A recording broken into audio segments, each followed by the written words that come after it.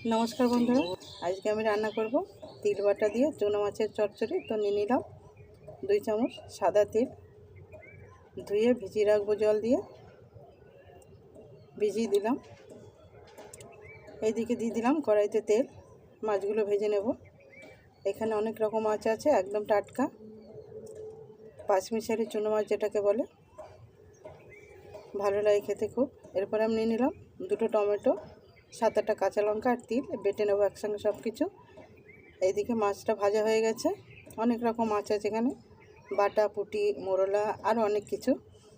তো আরও একটু তেল দিয়ে দিলাম আমি কড়াইতে। ফোড়নে দেবো 5 ফোড়ন, এরপরে দেবো কেটে রাখা সজনে ডাঁটা আর আলু, একদম টাটকা ডাঁটা আমাদের নিজেদের গাছের।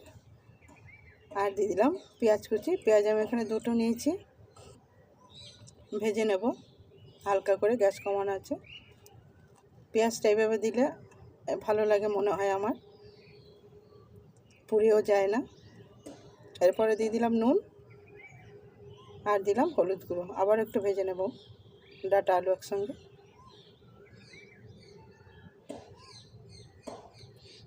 এরপর দেব আমি বেটে রাখা তিল, টমেটো আর কাঁচা লঙ্কা। কষিয়ে নেব ভালো করে, একটু ভালো করে কষাতে হবে যেহেতু তিল আছে, নাহলে একটু গন্ধ ছাড়বে তিলের। ঢেকে দেব আমি।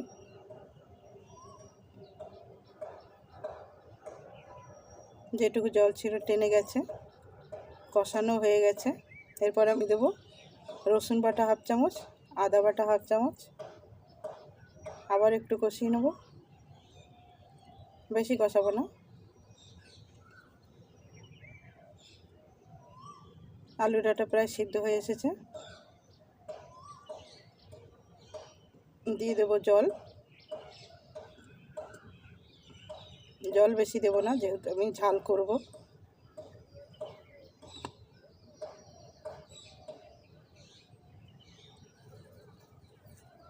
ফুটে উঠেছে, দিয়ে দেবো আমি ভেজে রাখা মাছ।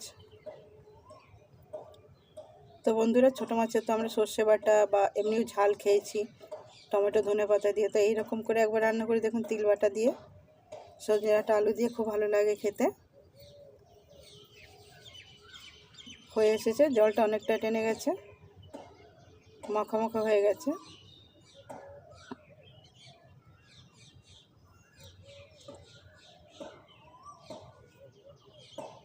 এরপরে আমি দেবো চিনি 1 চামচ, যেহেতু ডাঁটা আছে একটু মিষ্টি মিষ্টি ভালো লাগবে, খুব একটা মিষ্টি না।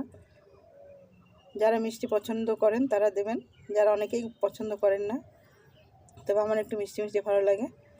তো হয়ে এসেছে। এরপর আমি দেবো নামানোর আগে 1 চামচ গরম মশলা গুঁড়ো।